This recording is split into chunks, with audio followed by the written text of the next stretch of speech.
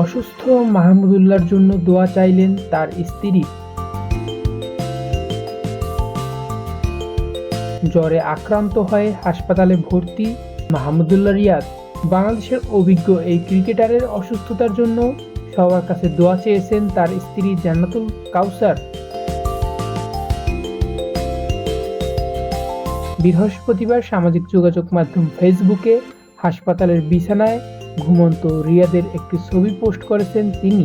সেই পোস্টে জান্নাতুল লিখেছেন, আল্লাহ যখন কাউকে ভালোবাসেন তখন বিপদ আপদ দিয়ে পরীক্ষা করেন, সবকিছুর জন্য আলহামদুলিল্লাহ। আল্লাহ অনেক দয়ালু, আপনাদের প্রার্থনায় তাকে রাখবেন। কয়েকদিন ধরেই জ্বরে আক্রান্ত ছিলেন মাহমুদুল্লাহ। পরে পরীক্ষা করে তার ডেঙ্গু ধরা পড়ে। ৩৯ বছর বয়সী ক্রিকেটার এখন সুস্থ হওয়ার পথে বলে জানিয়েছেন বিসিবির মেডিকেল বিভাগ। বিসিবির প্রধান চিকিৎসক দেবাশিস চৌধুরী গণমাধ্যমকে বলেন, জ্বর নিয়ে ৩-৪ দিন আগে হাসপাতালে ভর্তি হয়েছিলেন মাহমুদুল্লাহ, তবে এখন শারীরিক অবস্থার উন্নতির দিকে।